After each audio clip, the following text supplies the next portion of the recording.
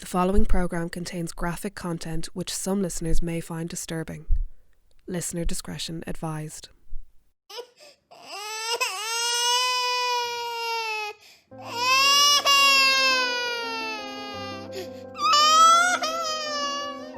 When you lose a child, you don't just lose that child, you lose everything that you ever wished for them. You lose their first day of school, you lose their first steps, you lose them losing their first teeth, talking, and you see that everywhere. Like you'll never, like, that's something that's not going to disappear, and it's something that you're always going to have to deal with.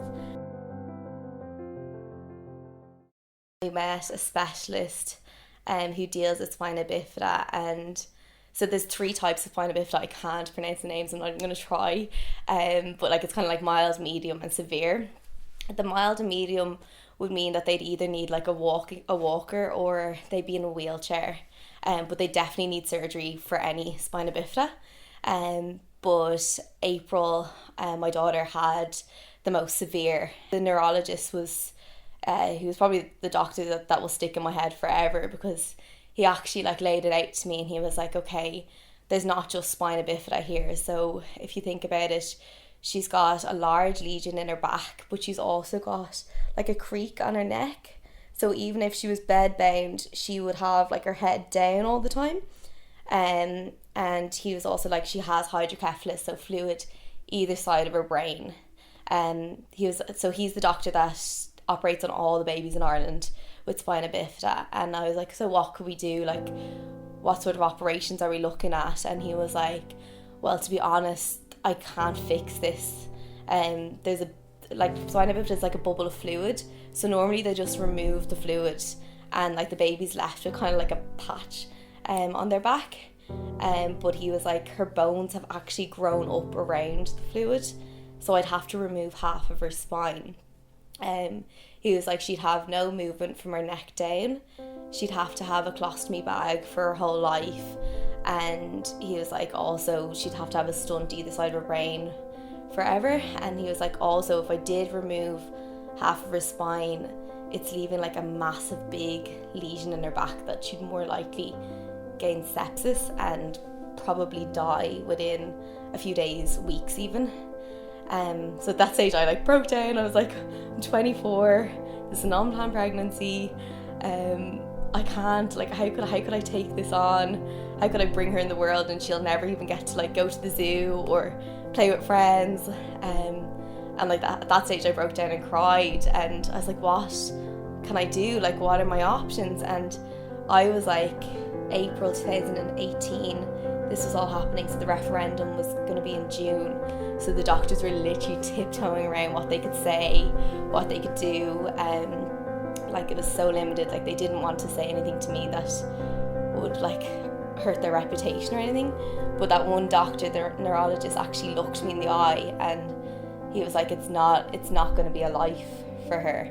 And I was like, well, I think I'm going to have to go to England and have a medical termination. And he just said, yeah.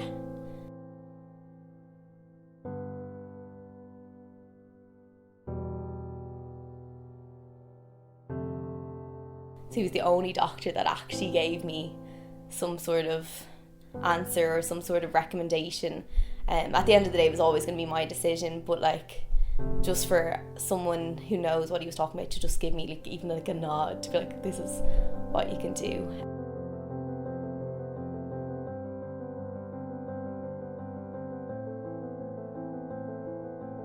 Liverpool has my heart forever. I love going back. I did get on the plane on Tuesday evening and had a few tears because I was leaving.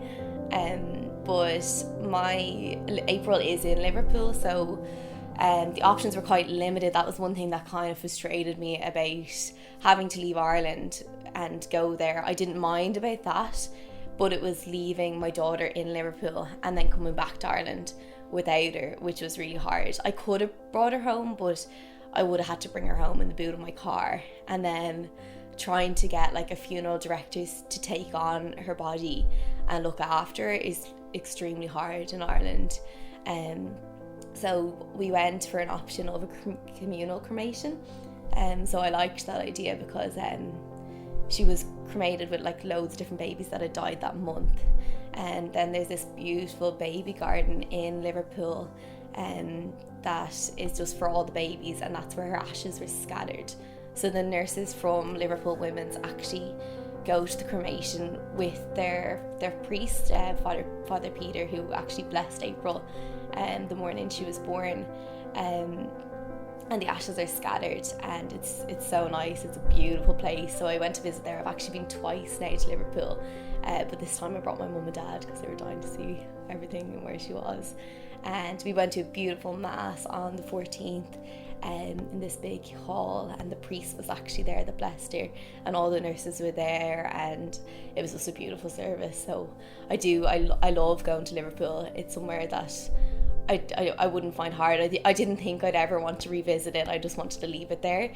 But I think because April is there, it's just a place that I love now. My friends and my family, like, I would be absolutely lost about their support. My friends especially, I feel like they kept up when I was originally pregnant, they kept saying, "Oh, our baby," and I'm like, no, it's not our baby, it's my baby. But they were getting so excited about it. So I told Amy, my friend, first, just because she's really level-headed, and I knew she wouldn't just jump to conclusions. She kind of lay out all my options and be like, "I'm with you on this," and that's it.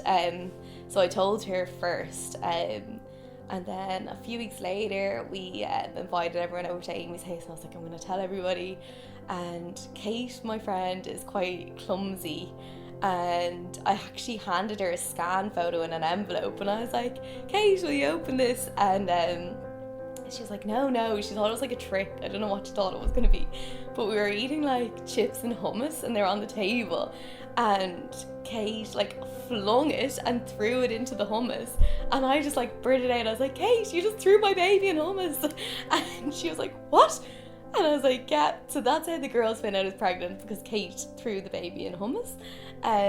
But at that stage then, like, I've never seen Kate like it in my life. She stood up and cried beside me for the whole night. Like, she wouldn't sit down, and she just kept crying, saying, I'm so happy. I'm like, "Kate, sit down and leave me alone." So they were amazing. And then the day I went in for my scan, I remember my partner's mother saying to me, she's kind of old-fashioned and quite religious, and she was like, "You can't tell everybody about this. Like, you can't tell them what's going on. You can't tell them what you're going to do." And I was like, "No, I can't." I was like, I'm not. From the get-go, I was never going to hide where I was going and why I was going. So I told my friends straight away. And I got home from that hospital at like 6, and they'd already been out to my house and left like a big bag full of food and a card and everything, and they text me being like, "Where are you?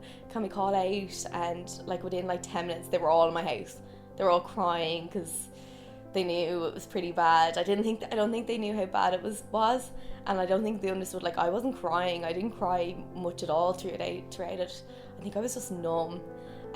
So they were in my house, and then like 10 minutes later, like all my aunties and my cousins, everyone was at the door. The two people I was most worried about first when I became pregnant was my granny and my nanny, because they're both quite religious, but they're not like follow the church and every rules. But when I was pregnant, I was like so scared. My granny's like, "Well, we won't send you away." I was like, "Okay, grand." And then when I told them I was going to have a medical termination, I thought that they would find it really hard, but they didn't at all. They completely understood why, and all they were kind of worried about was like the baby, because they're quite religious. Like, I wouldn't be religious. I only got April blessed because the people around me really cared about it. So my nanny was so happy when I said, like, once she's delivered, they're gonna bless her, and like a priest is gonna be there. It's a Catholic priest, and they were delighted. My mum and dad came with me to Liverpool for when I was having April. I feel like my dad took it so hard. My dad's the type of person, he loves kids, so like even when I told him I was pregnant, he was a bit upset for me, but like he would have been there every Saturday morning to give me a break. Like, I'd say I probably would have woken up and she would have been gone, and he would have had her down the beach and in the playground. And also me and my mum and dad, before we went to Liverpool, there was loads of things I wanted to do that I would have done with her. So like we went to British and we went to the zoo.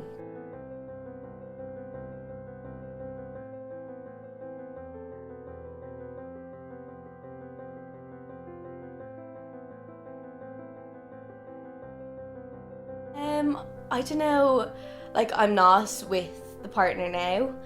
I think he was kind of held back a lot. I think I could have done it, a lot of it on my own. I practically did. He was quite withdrawn. He was going through his own things, but we both dealt with our grief completely different. Like he decided to like brush it under the carpet, never talk about it again. Like probably doesn't even think about it that much. Whereas I like was the complete opposite. I wanted to talk about it. I went to counselling. We just dealt with it so different. And after we came back from Liverpool, I put all my time and energy into like organising a big holiday just to get away, especially because our due date was going to be the end of August. But we were planning to go away at the end of July for a month. We were going to go to Texas, and our relationship broke down really fast in July. Things were we're two different people. Like we were only together about a year. So like I think we were together 4 months and I was already pregnant and I didn't even realise. So like our relationship was like half of me being a pregnant hormonal mom, and then the other half was both of us grieving parents. So like we never really got a shot at just being the two people that we were. So he actually broke up with me the day before we went away, and deleted me from his life, and we haven't spoke since. Like we haven't had any contact, and his family haven't had any contact. And I think that's one thing that I struggled with for so long, because I thought he was the one person that got it. But then I shortly realised after counselling that he actually never really did get it. He didn't understand the bond that I had with the baby, because like April was kicking and everything before I went to Liverpool. Like I knew that child, and as a mother, like I was meant to protect her and do everything that I could, and I couldn't. So like I was physically and emotionally grieving. And it wasn't until I joined the support group Lamacree that I found people that actually got it, because they're all mothers. Some of them have kids now, some of them are just going through their losses. Like everyone is at different stages, which is really nice. Like there's a few women that were like in and around the same month as me, and then there's women from like 10 years ago that still go.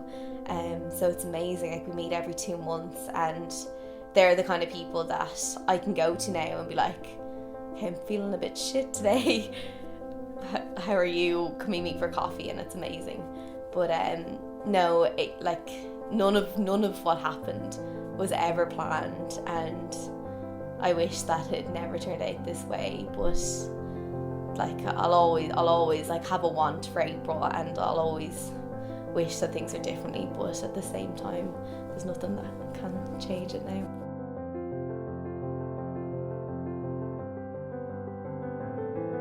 Definitely, like I don't think, no matter how many kids I have after April, that I'll ever forget her, or that she'll ever be any less of a child.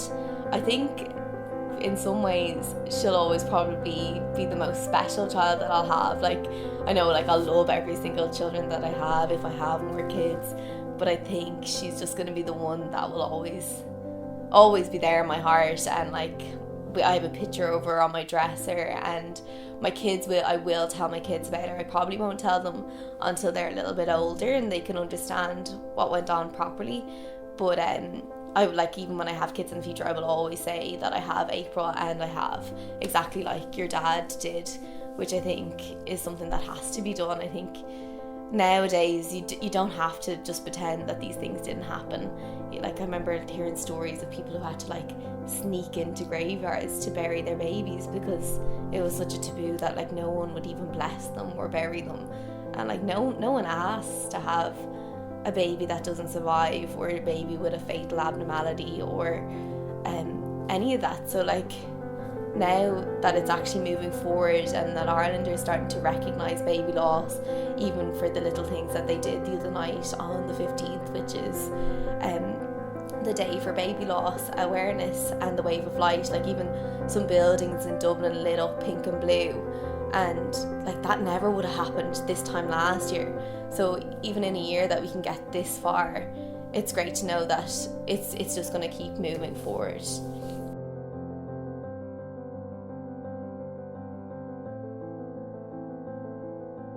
I want to be a young mom, so I do want to, like, quite well, in the near future, settle down and have kids. Like, I would like to have kids before I'm 30, because I was so prepared to be a mom. I don't want to wait forever.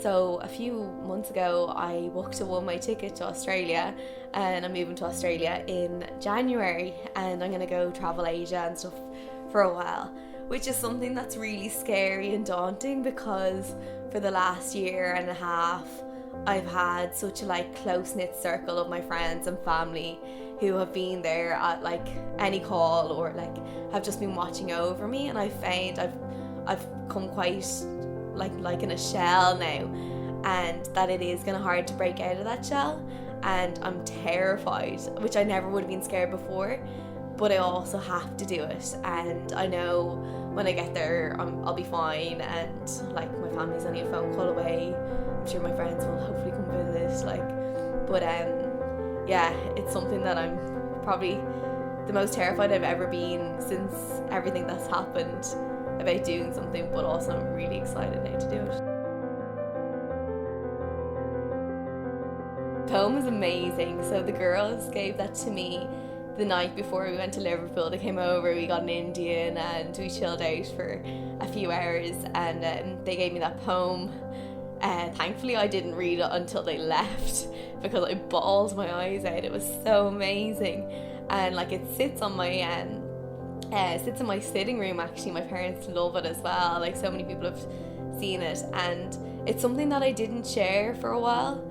I think when I shared it, it was the right time. A lot of people don't understand half of the poem. Like, there's a bit that's like, we didn't get ticket for wine and cheese. Like, just so we set the record straight, I wasn't drinking wine when I was pregnant, and I wasn't eating cheese. But no, like, it's all about my relationship with my friends, and kind of it shows their excitement for April, and also shows how much it like hit them and hurt them, and how much they lost like this little baby.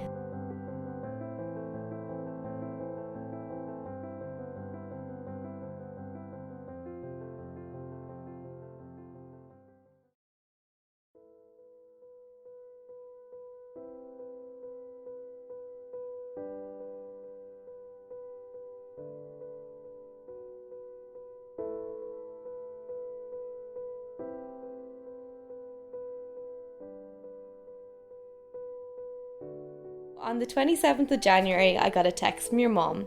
It was the news that she was pregnant with you, little one. It was all exciting and scary at the same time, but I kept reassuring her that everything would be fine. In no time at all, we were telling the rest of the group. We were all buzzing for the newest edition of our troupe. There may have been a hummus incident courtesy of Kate, but we'll let her away with that one because she was in such a state. The girls and I want you to know we've loved spending time with you as you grow. We took you to Mexico and China during Come Dine With Me.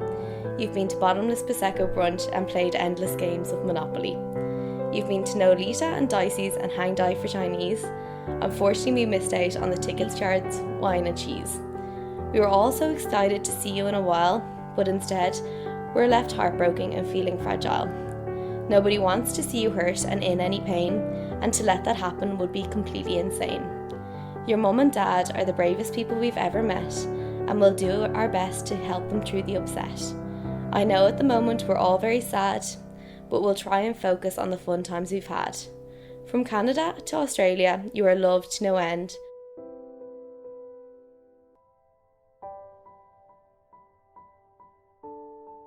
We'll always remember you, April. Our littlest best friend.